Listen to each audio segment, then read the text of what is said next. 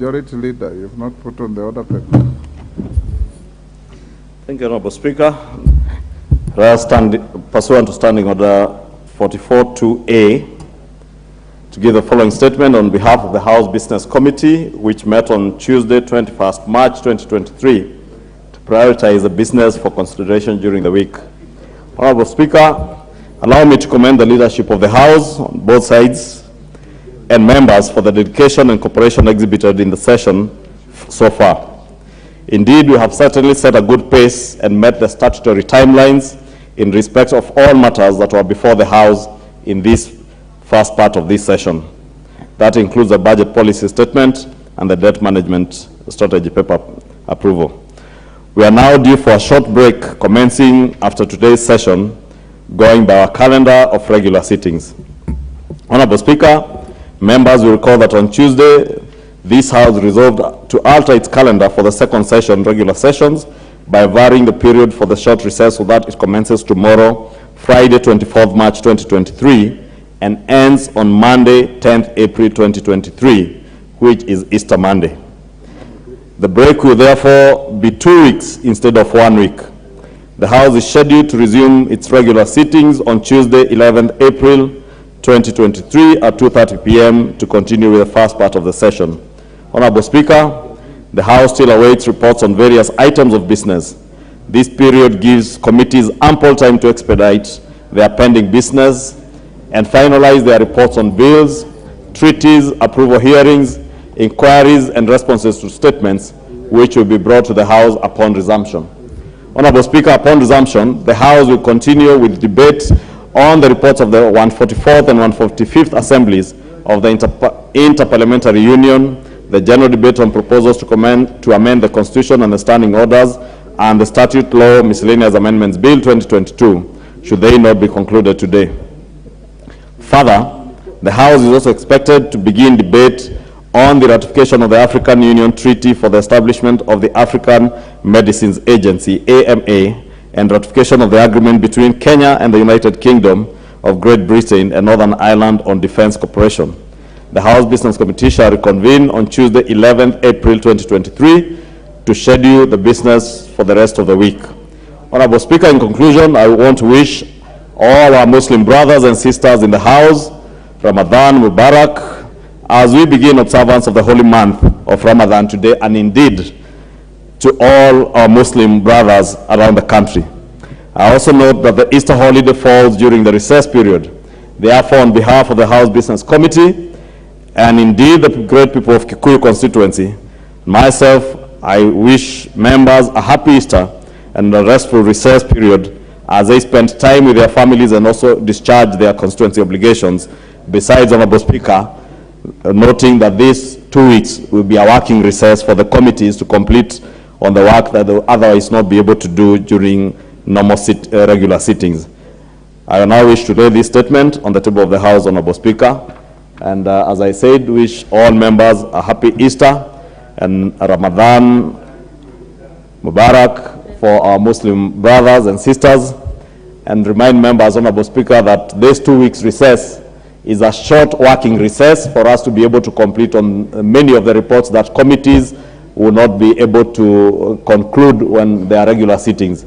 And when we resume after the short recess of 2 weeks, immediately after Easter, we will expect that the annual estimates will be coming towards the end of that month, and therefore the House will be very busy. So also take your time to engage with your constituents and your families during this short recess, even as you take time in your committees, spend a little more time with your families, because the session after will be very busy. Thank you, Honorable Speaker. Thank you, Majority Leader. Next order. Order number 8, procedural motion, extension of period of consideration of a legislative proposal to amend the Constitution. Yes, Majority Leader. Thank you, Honorable Speaker.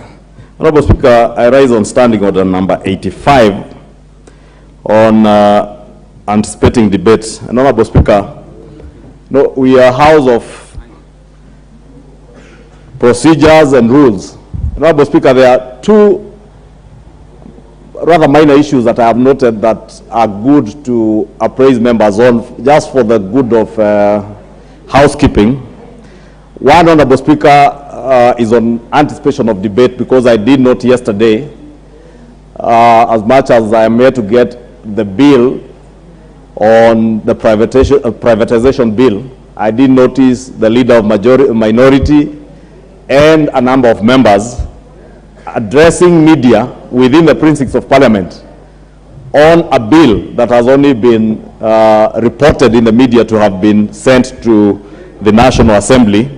Honorable Speaker, maybe it would be good to guide all our members, because some of these small things may mislead our new members that it is right and okay to anticipate debate of bills that are before the House or those that are scheduled.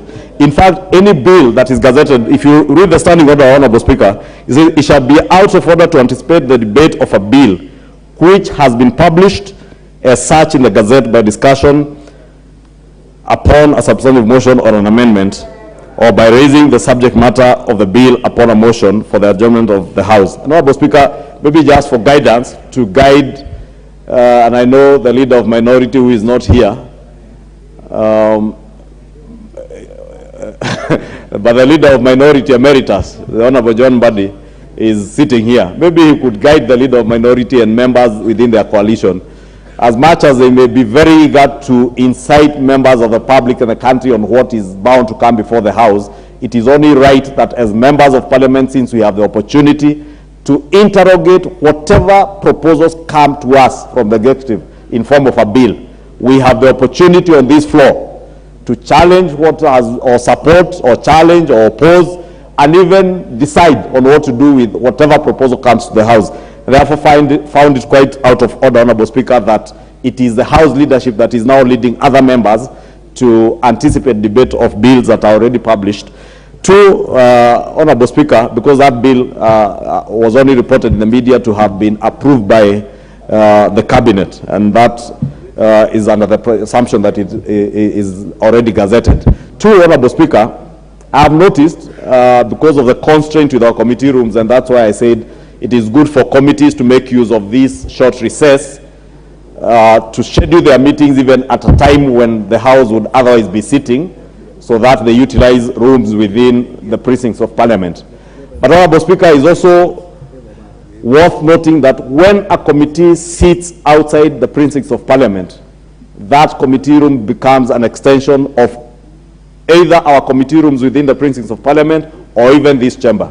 And I have noticed, Honorable Speaker, as I said, minor things like the mode of dressing that members appear before those committees, and especially in committees where they have invited witnesses and other people from outside parliament. And I've noticed, especially, I will not name which particular committee, but members appearing in committees, some chairing those committees without their jackets, and some even rolling up their sleeves.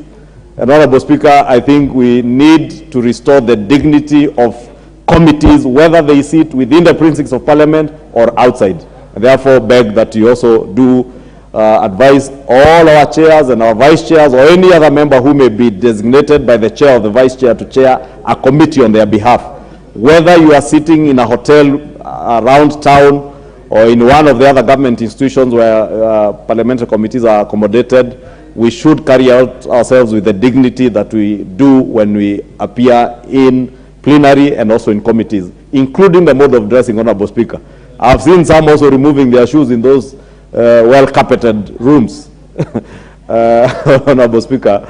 And because we have a number of many new members and young ones, and I know the weather has not been very kind, but that is why Parliament spends money to ensure that you sit in committee rooms that are very well ventilated and air conditioned. Therefore, don't get tempted to remove your jacket or to roll up your sleeves, or at times even to remove your shoes. I don't know for what reason, Honorable Speaker. Thank you. Yes, Honorable Bandi. Honorable John Badi. Thank you, Mr. Speaker. For clarity,